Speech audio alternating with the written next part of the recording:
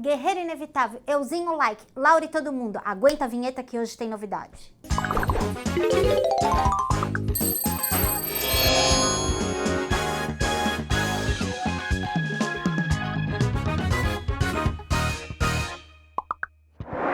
Olá, hoje é quinta-feira da saúde e vai ser num formato diferente. Por quê? Dr. Nelson Anunciato, nosso especialista da casa em cérebro, que sabe tudo de cérebros sexagenários, porque vamos combinar, né? Os especialistas todos focam todas as atenções no cérebro e no desenvolvimento infantil. E quem já soprou mais de 60 velas no bolo do aniversário? Parece que fica um pouco de escanteio, mas o Dr. Nelson não. Ele se dedica a encontrar formas, jeitos e caminhos sempre naturais de fortalecer os cérebros de quem viveu mais e quer manter o cérebro vivo e vívido, não é?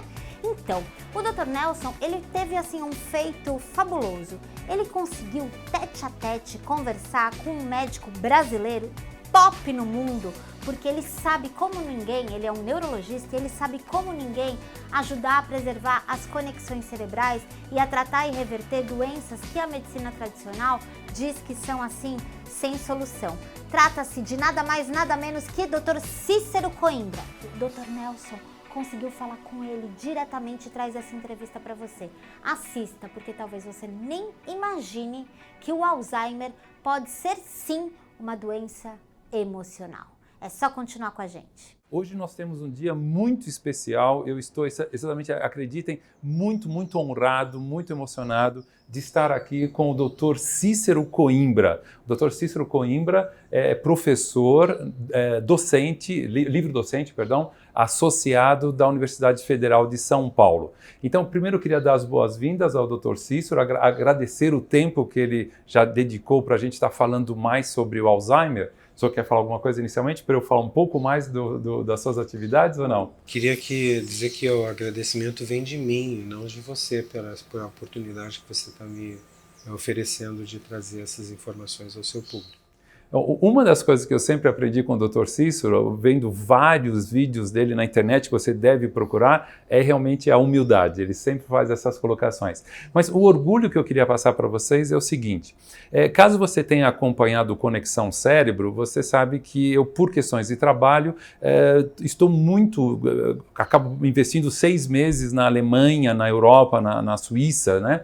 E é um prazer muito grande, é uma honra muito grande quando nos cursos os alunos perguntam se eu, Nelson, que venho de São Paulo, brasileiro, conheço o protocolo Coimbra. Se você não conhece o protocolo Coimbra, né, não tem problema, vá pesquisar. Foi desenvolvido pelo Dr. Cícero Coimbra. O Dr. Cícero Coimbra, ele forma vários médicos no mundo todo através de um protocolo que tem a ver com, principalmente, não exclusivamente, mas principalmente com doenças autoimunes. E ele realmente é o perito mundial reconhecido realmente no mundo todo em vitamina D3, né? Ele é neurologista, como eu falei, professor aqui da Universidade Federal de São Paulo.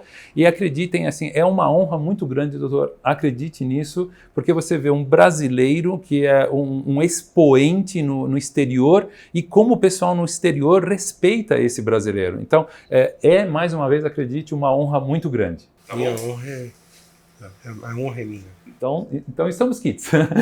Muito obrigado. Bem, e como você sabe, né, a gente colocou nos vídeos, eu não sei se você já assistiu os vídeos ou não, que a gente falou das 3 classificações do Alzheimer, do tipo 1, que é o inflamatório, o tipo 2, que é o atrófico, que está faltando vitaminas e hormônios para esse cérebro, e o tipo 3, que é tóxico. E o Dr. Cícero Coimbra tem uma experiência como neurologista muito grande também na área do Alzheimer. E eu gostaria então de pedir para eles as primeiras palavras, as primeiras impressões dele, se o Alzheimer, se ele deve ser considerado uma coisa simplesmente da idade, porque o indivíduo ficou velho, isso faz parte do processo de envelhecimento, ou se dentre essas causas que a gente está trazendo para vocês, a gente pode fazer alguma coisa para evitar, para combater o Alzheimer, e caso esse Alzheimer já esteja instalado, se a gente pode fazer alguma coisa para melhorar a qualidade de vida das pessoas.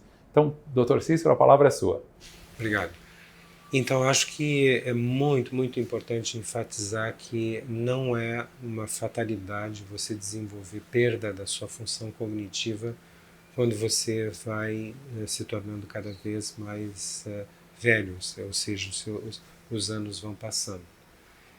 Existem hoje centenas de milhares de pesquisas publicadas apontando para vários fatores que atuam em conjunto no desenvolvimento dessas doenças neurodegenerativas. A minha impressão é que a doença de Alzheimer, assim como outras doenças, mas principalmente a doença de Alzheimer, é uma doença de causa multifatorial, né?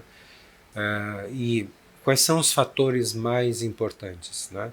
Aí eu gostaria de inicialmente remeter ao trabalho desse pesquisador norte-americano chamado George Whalen, que exerceu o cargo de diretor de pesquisas do Departamento de Psiquiatria da Universidade da Harvard, e que acompanhou o envelhecimento de quase 2.000 norte-americanos, tentando correlacionar o comportamento emocional dessas pessoas com o grau de capacidade cognitiva que eles mantinham quando atingiam uma idade como 80 anos de idade. E hoje o Google mostra cerca de 4 milhões de entradas quando você coloca o nome desse pesquisador, porque eu considero, e muitos consideram, que os resultados que ele demonstrou foram realmente estarrecedores, né? Ele demonstrou que aquelas pessoas que ao longo da sua vida mantinham um comportamento emocional conturbado, seja por uma irritabilidade persistente ou uma tendência à depressão, angústia, medo, essas pessoas, ao cruzarem os 80 anos, elas estavam perdendo capacidade cognitiva, né? Ou seja, evoluindo para uma situação de demência que, eventualmente, na grande maioria dos casos, iria ser caracterizada como demência do tipo Alzheimer. Ao contrário, aquelas pessoas que, ao enfrentarem os seus problemas rotineiros ou não tão rotineiros, excepcionais, mantinham uma estabilidade emocional, não se deixavam desestruturar emocionalmente, e essas pessoas tinham praticamente um passaporte para cruzar os 80 anos e atingir essa idade ou idades mais avançadas, mantendo a sua lucidez. Então elas mantinham as atividades normais que sempre mantinham ao longo da vida, dirigindo carros, inclusive em estradas, né? E além disso, ele demonstrou que haviam entre essas pessoas que mantinham então a estabilidade emocional ao longo da vida e por isso, ou em decorrência disso, sustentavam a sua capacidade cognitiva. Entre essas pessoas haviam aquelas que ao longo do processo de envelhecimento haviam ganho capacidade cognitiva.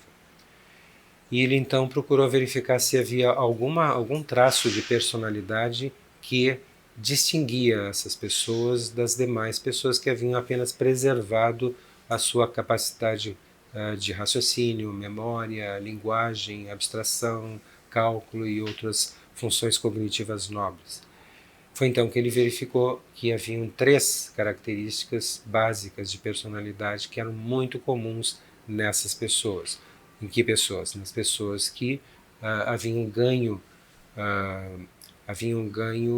cognição ao longo do processo de envelhecimento, se tornando pessoas consideradas dentro da comunidade onde viviam como verdadeiros sábios, aos quais os demais, as pessoas mais jovens, recorriam em busca de conselhos. E aí ele verificou que as 3 características mais fortes de personalidade encontradas nessas pessoas eram uma grande capacidade de não guardar ressentimentos, uma grande capacidade de guardar gratidão e um traço marcante de altruísmo na personalidade, né? Por alguns anos, esses resultados apenas surpreenderam a comunidade neurocientífica, que não conseguia entender qual o mecanismo que estava por trás desses resultados, mas pouco a pouco a neurociência, principalmente a partir do momento em que, em 1998, se demonstrou que o cérebro humano adulto é capaz de produzir milhares de novos neurônios a cada dia, não porque os neurônios se dividem, mas sim porque existem células-tronco no nosso cérebro, na nossa medula espinhal, e essas células-tronco são mais concentradas em determinadas regiões, mas elas são capazes de se multiplicar, dar origem a neurônios jovens, chamados de neuroblastos, e esses neuroblastos então migram para as regiões do cérebro que nós estamos usando mais frequentemente. Então, por exemplo, se a gente pudesse tentar fazer uma correlação com esse achado e o achado desse pesquisador, George Vaillant, nós poderíamos verificar o seguinte: aquelas regiões do cérebro que nós usamos para resolver problemas, por exemplo, você se aposentou e agora você, como tem esse traço marcante de altruísmo na sua personalidade, você não quer ficar em casa. Então você sai, vai se envolve com trabalho comunitário, com trabalho de ONGs, e nessa atividade comunitária, voluntária, você continua a resolver problemas. Trazem a você problemas para serem resolvidos. Não importa que nível de problemas, mas você continua resolvendo problemas. Isso significa que essas áreas do cérebro que nós usamos para resolver problemas produzem substâncias sinalizadoras que chamam para si aqueles neurônios que foram recém-produzidos pela atividade das células-tronco.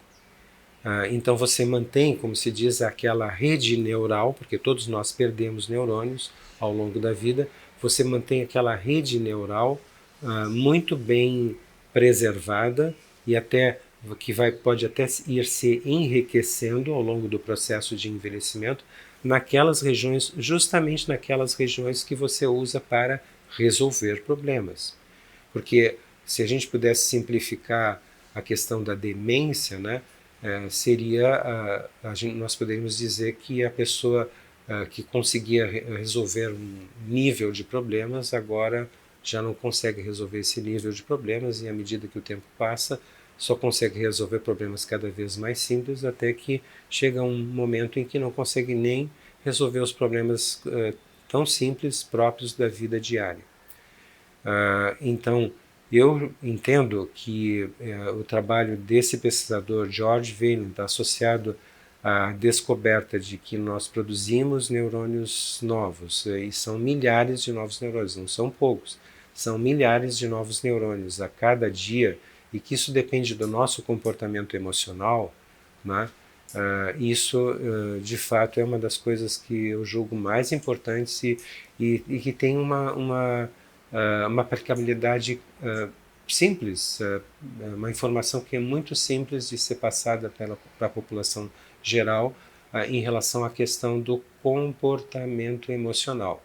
E é importante também, eu acho que, lembrar que o comportamento emocional nasce da nossa mente, não é uma coisa, nós não lutamos contra um comportamento emocional conturbado. A gente controla pensamentos negativos. Você pode aceitar ou não pensamentos negativos. Se você aceita pensamentos negativos, não tem como você controlar o emocional.